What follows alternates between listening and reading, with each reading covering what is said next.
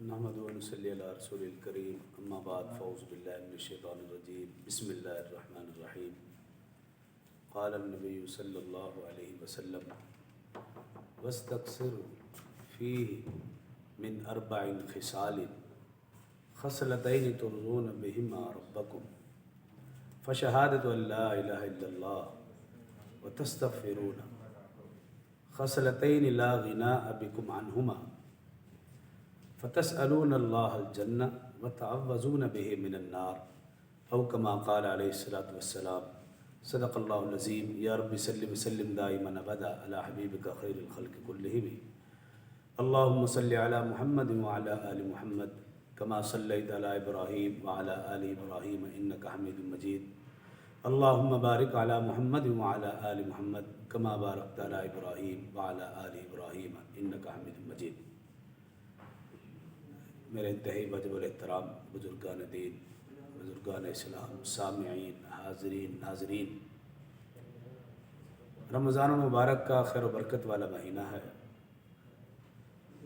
اسی مناسبت سے ذخیرہ احادیث میں سے ایک حدیث مبارکہ آپ کے سامنے تلاوت کی ہے۔ اللہ رب العزت کی بارگاہ میں عاجزانہ التجا و التماس ہے کہ حق تعالیٰ مجھے حق سچ کہنے کی، پھر ہم سب کو اس پر عمل کرنے کی توفیق عطا فرمائے، آمین۔ رسول اللہ صلی اللہ علیہ وآلہ وسلم نے ارشاد فرمایا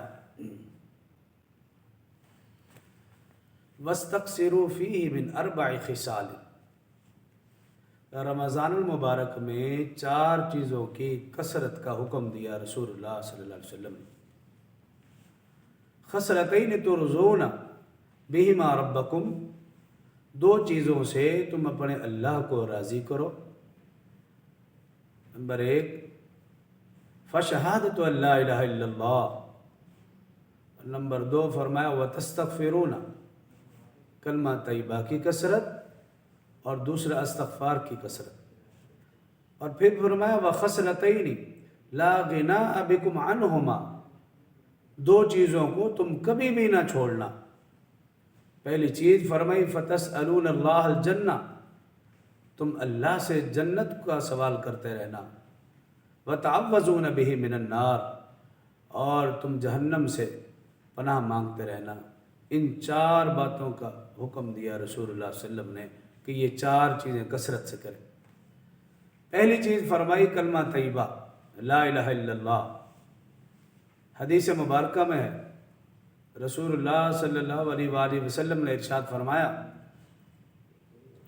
قیامت کے دن میری شفاعت کا سب سے زیادہ حقدار وہ ہوگا جس کے نامہ اعمال میں لا الہ الا اللہ کی کثرت ہوگی۔ تو لا الہ الا اللہ بعض احادیث میں یوں ہے افضل الاعمال لا الہ الا اللہ، تمام اعمال میں سے سب سے زیادہ فضیلت والا عمل لا الہ الا اللہ۔ بعض احادیث میں یوں ہے افضل الذکر لا الہ الا اللہ، تمام اذکار میں سے سب سے زیادہ فضیلت والا جو ذکر ہے وہ لا الہ الا اللہ۔ تو ان احادیث مبارکہ سے معلوم ہوا کہ ہمیں کثرت سے لا الہ الا اللہ، کلمہ طیبہ، کلمہ شہادت، اس کو کثرت سے کلمہ پڑھنا چاہیے۔ حضرت موسیٰ علیہ السلام نے، حضرت ابو موسیٰ اشعری رضی اللہ عنہ سے روایت ہے کہ حضرت موسیٰ علیہ السلام نے اللہ رب العزت سے عرض کی کہ باری تعالیٰ مجھے کوئی خاص وظیفہ بتا دیجئے، میں آپ کو یاد کروں، آپ کو پکاروں۔ اللہ رب العزت نے فرمایا اے موسیٰ تو لا الہ الا اللہ کثرت سے پڑھا کر۔ موسیٰ علیہ السلام نے عرض کی باری تعالیٰ یہ تو سبھی بندے پڑھتے ہیں، مجھے کوئی خاص وظیفہ بتا دیجئے۔ تو اللہ رب العزت نے فرمایا موسیٰ جو بندہ سچے دل سے ایک مرتبہ لا الہ الا اللہ پڑھتا ہے، فرمایا 7 آسمان اور اس میں جو کچھ ہے، 7 زمینیں اور اس میں جو کچھ ہے، میری ذات کے سوا ان سب کو ایک پلڑے میں رکھا جائے اور دوسرے پلڑے میں لا الہ الا اللہ ہو تو لا الہ الا اللہ والا پلڑا جھک جائے۔ اسی طرح ایک اور حدیث میں یوں ہے قیامت کے دن اللہ رب العزت ساری مخلوقات کے سامنے امت محمدیہ میں سے ایک فرد کو کھڑا کریں گے اور اس کے گناہوں کا یہ عالم ہوگا کہ 99 رجسٹر اس کے گناہوں سے بھرے ہوں گے اور ہر رجسٹر تا حد نگاہ لمبا۔ اللہ رب العزت اس بندے سے کہیں گے جو بھی اس میں لکھا ہوا تمہیں کوئی اعتراض تو نہیں، یا میرے مقرر کردہ فرشتوں نے کوئی لکھنے میں زیادتی تو نہیں کی، یا کوئی گناہ غلطی سے تو نہیں لکھا گیا؟ بندہ عرض کرے گا ہے باری تعالیٰ مجھے کسی بات پر کوئی انکار نہیں، آپ کے مقرر کردہ فرشتوں نے جو لکھا بالکل صحیح لکھا۔ تو اللہ رب العزت کہیں گے آج تجھ پر کوئی بھی ظلم نہ ہوگا، تیری ایک نیکی کی وجہ سے میں تجھے بخش رہا ہوں۔ پھر اللہ رب العزت ایک پرچہ نکالیں گے، ایک طرف اس کے گناہوں کے 99 رجسٹر اور ایک طرف وہ پرچہ جب تولا جائے گا، وہ پرچے والا جو پڑھ رہا ہوگا وہ جھک جائے گا، اس کا وزن زیادہ ہو جائے گا۔ جب پرچہ کھول کر دیکھا جائے گا اس میں لکھا ہوگا اشہد ان لا الہ الا اللہ واشہد ان محمد عبدہ ورسول۔ تو لا الہ الا اللہ کی کثرت رمضان میں اس کا حکم ہے، لیکن پوری زندگی اس کا معمول بنا لیں۔ ویسے بھی بزرگ فرماتے ہیں کہ صبح دوپہر شام ایک ایک تسبیح لا الہ الا اللہ کی، پہلے کلمے کی، کلمہ طیبہ کی، کلمہ توحید کی انسان پڑھے۔ دوسری چیز جس کا حکم دیا رسول اللہ صلی اللہ علیہ وسلم نے وہ ہے استغفار کی کثرت۔ وَتَسْتَغْفِرُونَ کہ تم رمضان میں استغفار کی کثرت کرو۔ استغفار کے مطلب ہے معافی چاہنا، اور حدیث مبارکہ میں رسول اللہ صلی اللہ علیہ وسلم نے ارشاد فرمایا مبارک ہو اس شخص کو جس کے نامہ اعمال میں قیامت والے دن استغفار کی کثرت ہوگی۔ اور ایک حدیث میں یوں ہے رسول اللہ صلی اللہ علیہ وآلہ وسلم نے ارشاد فرمایا کہ جو شخص چاہتا ہے قیامت کے دن وہ اپنا نامہ اعمال دیکھ کر خوش ہو، اسے چاہیے کہ وہ استغفار کی کثرت کرے۔ رسول اللہ صلی اللہ علیہ وسلم کی اپنی عادت مبارکہ یہ تھی، ایک حدیث میں کہ آپ روزانہ 70 مرتبہ استغفار کرتے تھے، اور ایک حدیث میں یوں ہے کہ 100 مرتبہ توبہ استغفار کرتے تھے، اور ایک حدیث میں یوں اس سے بھی زیادہ مرتبہ رسول اللہ صلی اللہ علیہ وسلم استغفار کرتے تھے۔ حضرت ابو موسیٰ اشعری رضی اللہ عنہ سے روایت ہے رسول اللہ صلی اللہ علیہ وسلم نے ارشاد فرمایا کہ اللہ تعالی ہر رات اپنا ہاتھ پھیلاتا ہے اور اللہ فرماتا ہے کوئی دن کا گناہ گار جو مجھ سے اپنے گناہوں کی معافی مانگے میں اس کو معاف کر دوں؟ اسی طرح روزانہ ہر دن اللہ تعالی ہاتھ پھیلاتا ہے اور فرماتا ہے رات کا کوئی گناہ گار جو اپنے گناہوں کی معافی مانگے میں اس کو معاف کر دوں۔ یہ سلسلہ قیامت کی صبح تک رہے گا، ہر دن اور ہر رات اللہ ہاتھ پھیلاتے ہیں، اور جو گناہ گار بندے اللہ کے سامنے اپنے گناہوں کی معافی مانگتے ہیں اللہ رب العزت انہیں معاف کرتے رہتے ہیں۔ تو استغفار کی کثرت۔ حدیث مبارکہ میں حضرت ابو سعید خدری رضی اللہ عنہ روایت کرتے ہیں رسول اللہ صلی اللہ علیہ وسلم نے ارشاد فرمایا، یہ حدیث ہے کہ ایک مرتبہ شیطان نے عرض کی اے باری تعالیٰ مجھے تیرے عزت تیرے جاہ و جلال کی قسم جب تک تیرے بندوں کے دم میں دم ہے میں انہیں بہکاتا رہوں گا۔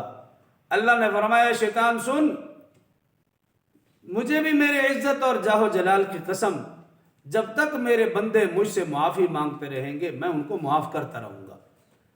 تو اللہ رب العزت ہر وقت اپنے بندے کے انتظار میں ہے کہ یہ بندہ کب میرے سامنے آئے، ہاتھ اٹھائے اور معافی مانگے، اللہ رب العزت اسے معاف کریں۔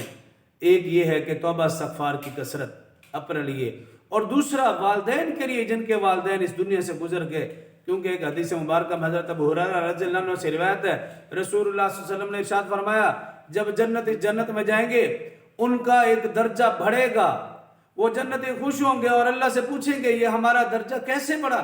اللہ فرمائیں گے یہ وہ دعائیں ہیں جو تمہاری اولاد نے تمہارے لیے مغفرت کی دعائیں کی تھیں۔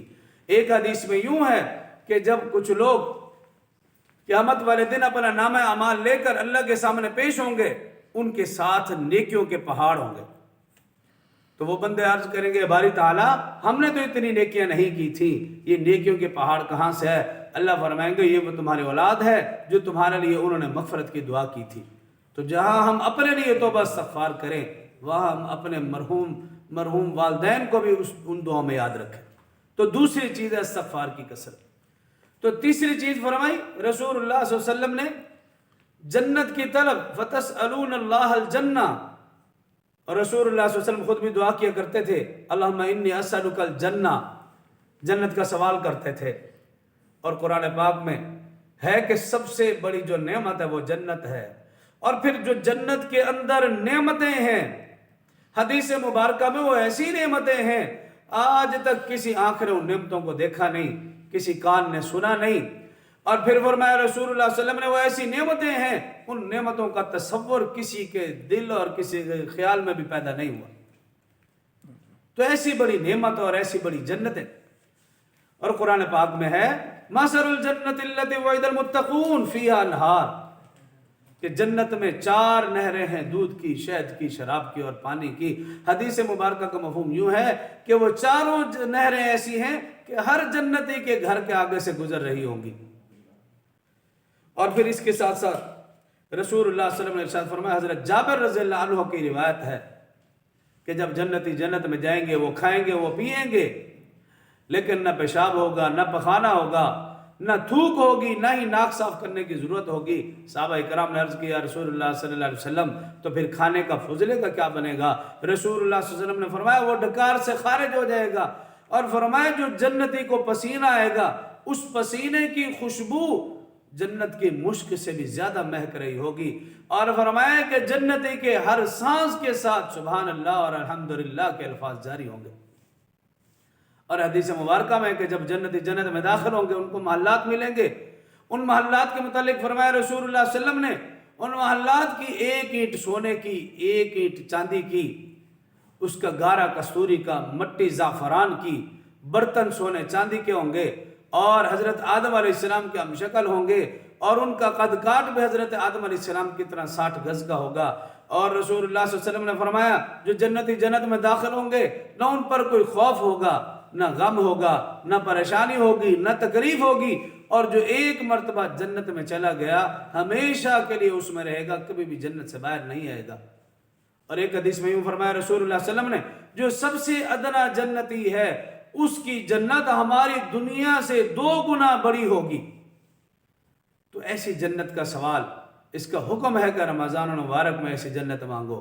اور رسول اللہ صلی اللہ علیہ وسلم نے ارشاد فرمایا قیامت والے دن جنتیوں کی 120 صفیں ہوں گی، ان میں سے 80 صفیں امت محمدیہ کی ہوں گی، اور 40 صفیں حضرت آدم سے لے کر حضرت عیسیٰ تک دیگر امتیوں کی ہوں گی۔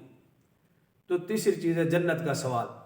چوتھی اور آخری چیز وَتَعَوَّذُونَ بِهِ مِنَ النَّارِ، جہنم سے پناہ۔ قرآن پاک میں فرمایا یا ایھا الذین آمنوا قوا انفسکم واہلیکم نارا وقودھا الناس والحجارہ، اے ایمان والو اپنے آپ کو اور اپنے اہل و عیال کو اس دوزخ کی آگ سے بچاؤ جس کا ایندھن انسان اور پتھر ہوں گے۔ اور جہنم میں کون لوگ جائیں گے؟ وَمَنْ خَفَّتْ مَوَازِينُهُ فَأُولَٰئِكَ الَّذِينَ خَسِرُوا أَنفُسَهُمْ، کہ جن کے نام اعمال کم ہوں گے وہ دوزخ میں جائیں گے، اور ان کی حالت کیا ہوگی؟ قرآن نے فرمایا تَلْفَحُ وُجُوهَهُمُ النَّارُ، کہ ان کے چہرے سیاہ ہو جائیں گے، ان کی شکلیں بدل جائیں گی۔ ربنا اخرجنا منها فنعودنا، اور وہ تمنا کریں گے کہ ہمیں یہاں سے نکالا جائے، لیکن وہ وہاں سے نہیں نکل پائیں گے۔ اور قرآن پاک میں اللہ رب العزت نے فرمایا کہ جہنم کے 7 دروازے ہیں، وَإِنَّ مَوْعِدُهُمْ أَجْمَعِينَ لَهَا 7 أَبْوَابٍ، جب جنت کی باری ہے فرمایا 8 دروازے، جہنم کی باری ہے فرمایا 7 دروازے۔ تو علماء نے لکھا کہ اعمال تولے جائیں گے، جن کے اعمال زیادہ ہوں گے وہ جنت میں، جن کے اعمال کم ہوں گے وہ جہنم میں۔ جو جنت کا 8واں دروازہ ہے، 8واں، اللہ رب العزت اس 8ویں دروازے سے ان لوگوں کو داخل کریں گے جن کا حساب و کتاب نہیں ہوگا۔ اسی طرح حدیث مبارکہ میں یوں ہے کہ ایک مرتبہ رسول اللہ صلی اللہ علیہ وسلم نے ارشاد فرمایا میں نے دوزخ میں عورتوں کی کثرت دیکھی، اور جنت میں نے غرباء اور فقرات کی کثرت دیکھی، اس میں فقیر اور غریب بہت زیادہ۔ اور حدیث مبارکہ میں یوں ہے رسول اللہ صلی اللہ علیہ وسلم نے اہل بیت کو جمع کیا اور فرمایا اہل بیت سے یا بنی عبد المطلب انقذوا انفسکم من النار، تم اپنے آپ کو دوزخ کی آگ سے بچاؤ۔ اور حضرت فاطمہ الزہرا کا نام لے کر فرمایا یا فاطمہ انقذی نفسک من النار، تو اپنے آپ کو دوزخ کی آگ سے بچا۔ خاتون جنت ہیں حضرت فاطمہ الزہرا، لیکن رسول اللہ صلی اللہ علیہ وسلم انہیں بھی فرما رہے ہیں کہ اپنے آپ کو دوزخ کی آگ سے بچا۔ جب ان کا انتقال ہوا 3 رمضان المبارک سیدۃ الزہرا فاطمۃ الزہرا کا یوم وفات، جب ان کا جنازہ لے کے جا رہے صحابہ کرام صدمے سے دو چار ہیں. حضرت ابو ذر غفاری رضی اللہ عنہ جب قبر کے قریب پہنچے جذبات میں آگے. حضرت ابو ذر غفاری رضی اللہ عنہ قبر سے مخاطب ہو کر کہنے لگے یا قبر اتدری لمن التی جئت بها الیک هذه بنت رسول اللہ هذه زوجۃ علی المرتضی هذه ام الحسن والحسین هذه فاطمۃ الزہرا. اے قبر تجھے خبر بھی ہے کس کا ہم جنازہ لے کر آئے ہیں؟ یہ رسول اللہ صلی اللہ علیہ وسلم کی بیٹی ہیں، یہ حضرت علی رضی اللہ عنہ کی زوجہ ہے، یہ حسن و حسین کی والدہ ہیں، یہ فاطمۃ الزہرا ہے. صحابہ کرام نے دیکھا اور سنا، یہ سن کر دیکھ کر حیران رہ گئے کہ قبر سے آواز آئی یا ابا ذر انما انا موضع حسب ولا نسب ما انا موضع حسب ولا نسب انما انا موضع عمل صالح. اے ابو ذر غفاری، یہ قبر ہے، حسب نسب بیان کرنے کی جگہ نہیں ہے، بلکہ یہاں تو اعمال صالحہ بیان کرو. جس کے اعمال صالحہ اچھے ہوں گے قبر میں اس کے لیے راحت ہے، جس کے اعمال اچھے نہ ہوں گے قبر میں اس کے لیے راحت نہیں ہے. رسول اللہ صلی اللہ علیہ وسلم اہل بیت سے فرما رہے ہیں اپنے آپ کو جہنم کی آگ سے بچاؤ. میں اور آپ کس بات کے مولی ہیں، کس کھیت کی مولی ہیں؟ ہمارا زیادہ فرض بنتا ہے کہ ہم توبہ استغفار کریں، اور بالخصوص اس رمضان کے مہینے میں زیادہ توبہ استغفار کی ضرورت ہے. جو کہا سنا اللہ مجھے اور آپ کو عمل کرنے کی توفیق عطا فرمائے. وآخر دعوانا ان الحمدللہ رب العالمین.